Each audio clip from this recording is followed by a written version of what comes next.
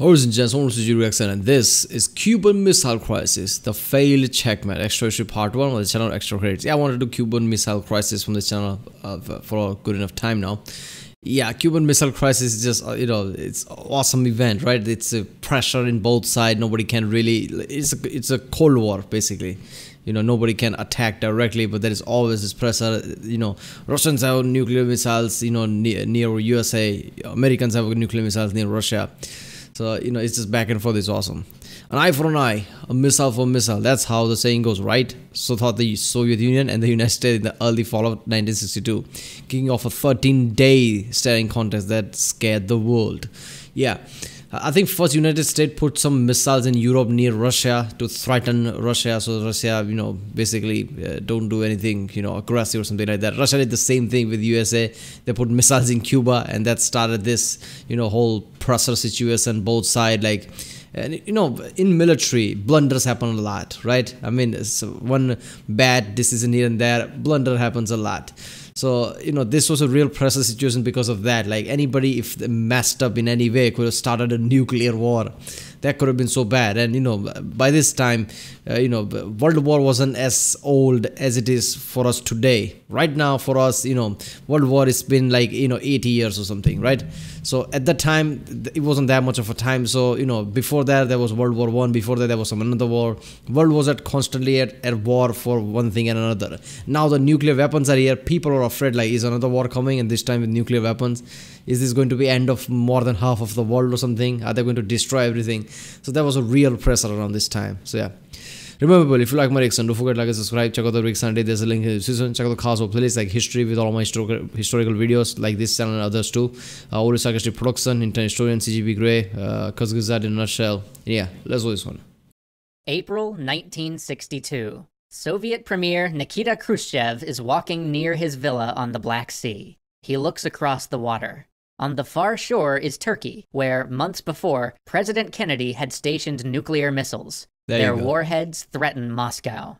And he wonders... It'd be so fucked up. There's also a guy there, looking at him with the binoculars. Like, oh, there you are. We have nuclear weapons. Why then can't we do the same in Cuba? And the world slips 1 minute closer to midnight.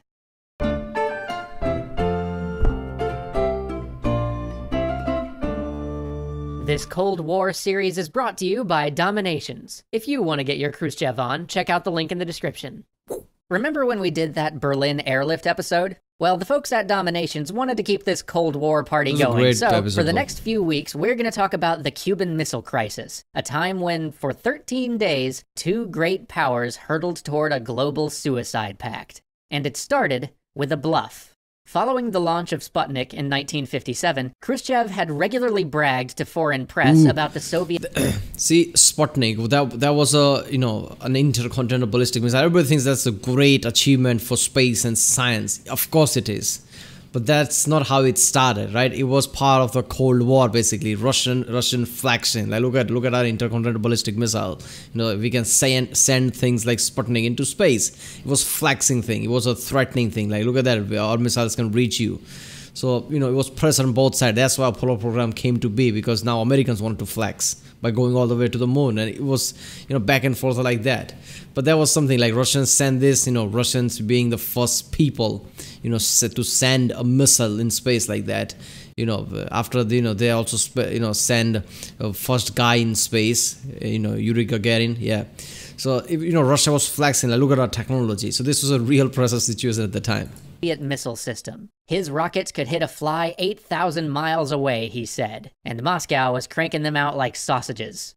In reality, though, his intercontinental missiles were super inaccurate and took hours to launch. In the event of a war, they'd probably be destroyed while fueling, meaning that they weren't much of a deterrent against an American first strike. These long-range missiles were little more than an empty threat. But Khrushchev did have reliable medium and intermediate range missiles, and if he could station those in Cuba, he could credibly threaten the United States in much the same way NATO had encircled and threatened the Soviet Union. From that position of power, he could probably negotiate for Berlin, or demand that Kennedy withdraw his missiles from Turkey. And, as a bonus, the US would never again dare to invade Cuba. But deploying them openly was not an option. Couldn't risk Kennedy doing something rash. No, Khrushchev would have to sneak them in, and only unveil them once they were operational. It would be a checkmate, provided the secret held. They can't, announce it in advance, like we are doing this. Of course, Americans would intervene immediately because Cuba is literally touching United States way too close. On an undisclosed date in Havana, Fidel Castro sits in his office. The man across from him, traveling undercover as an agricultural engineer, is the head of Soviet rocket forces, and he's just offered to deploy nuclear missiles in Cuba. Castro is skeptical. If the Yankees discover a secret deployment, they'll think that the missiles are intended for a first strike. Besides, Cuba doesn't need nuclear weapons, and he wants to look like a Soviet ally, not a puppet. Wouldn't a defense treaty be better? The Russian says no. These weapons will counteract imperialist aggression, protecting both nations. Castro withdraws to confer, and then delivers his answer. Cuba will help defend world revolution. Khrushchev will have his Caribbean fortress. On August 25th in Sevastopol, a timber freighter pulls out of port, riding high on the water. I don't know if at the time it wasn't known that United States is, so, aggressive in defense, let's just say. But, there was some bold move from Cubans, right? Like, oh, yeah, you can have your missiles here. I mean, that's a gamble, because if it backfires, United States remembers now. They're going to crush you. I think, that was one of the reasons. But there was a, Cuban embargo all the way up until 1 or 2 years ago. I don't know, I don't really know that. But if I were to guess, that's the reason. Like, Cuban did this and, there was an embargo. I could be wrong about that. I don't know any detail about that. But yeah, the point is United States remembers, that was a real gamble doing that. Deep in its hold lie medium-range rockets, so long that they have to be propped up against a bulkhead. It's only one of 85 commercial ships ferrying troops and equipment to Cuba. The luckiest of these soldiers travel on cruise ships disguised as tourists, but the majority are crammed into sweltering freighters. Damn. By early September, the missiles begin arriving. And they're not alone. 42,000 Soviet troops come ashore, dressed in civilian clothes or Cuban army uniforms. They unload their cargoes by night. Helicopters, bombers, patrol boats, anti-aircraft guns, fighter jets, and medium-range. Look, I'm not gonna lie, this is a real gamble in Russian part too, because if this was known and somebody leaked it to United States, it becomes a press thing, like everybody knows now. It's in the press, in papers and everywhere. Like, Russians, Soviets are basically, sneaking in weapons and army like that. That's just an act of war, right? I mean, why are you sneaking like that near, United States, like Cuba? There would be like, war aggression. I mean, United States could immediately, return fire just based on this. Like, this is an act of aggression. They don't need to attack. This is like, they might as well be attacking us right now. Ballistic missiles. The work begins. On October 16th at 11:50 a.m. in the Oval Office, President Kennedy and a handful of advisors sit at the briefing table, looking at blown-up photos from a U-2 spy plane. A CIA analyst lays it out. These are medium-range missiles with a range of 1,174 miles. If one launches, it can hit Washington in 13 minutes. Kennedy is furious at Khrushchev's betrayal. The midterms are coming up. How dare you do something that I just did before? Political rivals have made the Soviet buildup in Cuba a campaign issue. They accuse him of letting the Soviets install missile platforms 90 miles from Florida. Privately, Khrushchev had told Kennedy that the buildup was defensive, meant to avoid another American invasion, and that it wouldn't include missiles. With this assurance in hand, Kennedy had drawn a red line, pledging to take action if the Soviets stationed nuclear weapons in Cuba. He had made that pledge thinking that he'd never have to go through with it. When will they be operational? Kennedy asks. The analyst replies, once the warheads are attached, within hours. The defense secretary cuts in. If there's going to be an airstrike, it must happen before the missiles are operational. But there is evidence that the warheads aren't on site yet. He thinks that Kennedy still has time to plan. But the chairman of the Joint Chiefs disagrees. Most of the rocket infrastructure is already in place. He thinks that the president should either order an airstrike, or maybe an airstrike followed by an invasion. That's how it goes with military advisor, like, oh no. They are there right now. They're almost complete. They're about to fire. We should act right now. Let's just attack Cuba. Let's just flatten it. We are certainly going to do option 1, says Kennedy. We're going to take out those missiles. They reconvene that night. At 6:30 p.m. in the White House, gathered around in the cabinet room are 14 men, 9 from the National Security Council and 5 other key experts. It's the first meeting of what will be known as the Executive Committee of the National Security Council, or ExComm. Kennedy secretly turns on a tape recorder, preserving the meeting. The Joint Chiefs state their unanimous position: an airstrike on the missile sites won't work. Khrushchev could just send more missiles to replace the destroyed ones, and Soviet bombers in Cuba could still hit Florida. They recommend 800 sorties destroying all Soviet power on the island, followed by an invasion. Kennedy's brother, Bobby, the Attorney General, loves this plan, because he hates Castro. But the others point out that airstrikes are never 100% effective. Some Russian missiles might survive it, and... Wait a minute, so all the assassination attempt the CIA and United States did on Fidel Castro, was that before this event or after this event? Because if it was before this event, then I can understand why he hates him so much. It's like, I can't kill him. Let's just invade and kill him like that. And launch a counterstrike. And of course, if Soviet soldiers are manning the missiles, killing them in an airstrike could lead to war. The Secretary of State asks whether doing nothing is an option. After all, those missiles don't really change the strategic balance. Is getting nuked from Cuba any different than getting nuked from Russia? Kennedy agrees it isn't, but he had pledged to take action, and if he reneges, Khrushchev might see it as weakness and start sending missiles to hotspots everywhere. So 3 plans are developed. First, diplomacy. Low chance of success, but low risk of war also.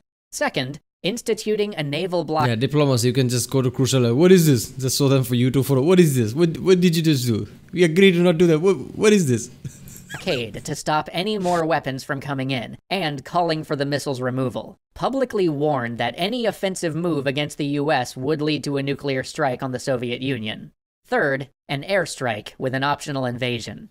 ExComm goes back and forth, debating possible outcomes, but Kennedy keeps coming back to Khrushchev's thinking. Why would he do this? It would be like the US putting missiles in Turkey. We did, points out the National Security Advisor. Surprise Pikachu face. Why would he do this? October 17th at 12 p.m. in the Caribbean, 40 US warships plunge toward a tiny island. The Marines inside check their weapons. Soon they'll storm ashore and remove the island's dictator.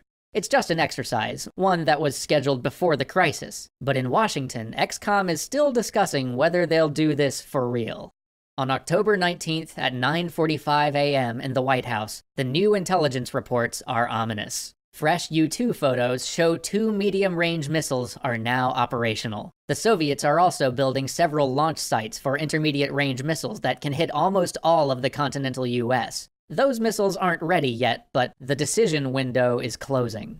In the last several days, discussions in ExComm have increasingly turned away from the airstrike invasion option. Even Bobby has come around on that one. The blockade, at least, leaves room to negotiate. But the Joint Chiefs still push for war. Kennedy expresses his biggest concern. If he attacks Cuba, Khrushchev will attack Berlin, and that'll leave only one alternative: a nuclear strike. The Air Force Chief of Staff pushes back. If it came to it, they could wipe out the Soviets. Besides, a blockade will communicate weakness. He compares it to Nazi. Yeah, see, that's what makes a great president right there. To know when to listen to this all military advisor. Because they always want war, right? We can wipe out Soviets. We can, another war. It's good for the country. It's good for everything. Let's wipe out Soviets. Man, chill out. Appeasement, which is a shot at Kennedy's father, who once advocated negotiating with Hitler. But Kennedy knows that winning a nuclear war might still mean millions of American deaths. The general responds that the Air Force will be ready for an attack in 2 days, if ordered. These brass hats have one advantage, Kennedy says after the meeting. If we listen to them, none of us will be alive later to tell them they were wrong. Yeah, that's... He needs to make a decision. On October 20... That's so good, right? If we listen to them, none of us will be alive to tell them they were wrong. God damn. Imagine if, the game Fallout series, imagine if that shit happened around this time. Because, just one mistake and one decision mistake and it became all-out open war. Nuclear missiles everywhere. Most people died. Damn, that was just effed up. See, this is why this kind of pressure point always panics me at certain level. Because one bad mistake here and there, even one miscommunication, could lead to a massive disaster. At 9 a.m. in Cuba, the 79th Missile Regiment gathers around a political officer. He stands on a mound of dirt brought from the Soviet Union, a reminder that these men are here to defend their homeland. He makes an announcement. Their 8 medium-range missiles are combat-ready. We may die martyrs, he says, but we won't abandon Cuba to the imperialists. His troops applaud. On October 22nd at 10 p.m. in the Kremlin, Khrushchev has received intelligence reports of unusual activity all over the U.S. Congressmen are apparently boarding Air Force jets back to Washington. Naval maneuvers are happening in the Caribbean, and civilians are evacuating Guantanamo Bay. Kennedy is scheduled to broadcast a television address at 2 a.m. Moscow time. The U.S. Embassy has told him to expect a communication an hour before. Khrushchev calls a meeting of the Presidium, the highest committee of the Communist Party. The missiles have been discovered, he says. An invasion of Cuba is imminent. He runs through his options from... I mean, obviously probably was not known at the time, but during this, Cold War time, US had really great technologies. U-2 spy plane is just one of them. There are lots of classified things that we don't know about it even now. We know that, the Hubble telescope that we use today, bit smaller version of that, but pointing down to spy on everyone, was the first thing that was launched there. Hubble is just the reusable thing of that. People are like, Hubble was so successful immediately. Yeah, because before United States Air Force already deployed that for spying. So US had a really great technology that people didn't even know about. Even today, lots of technology is classified that they had at the time. So no shit if you put missiles and sneaking armies like that in Cuba, that close to United States. Of course they're gonna find it out immediately. Announcing a mutual defense pact with Cuba over the radio to transferring the missiles to Cuban control and letting them defend their own country.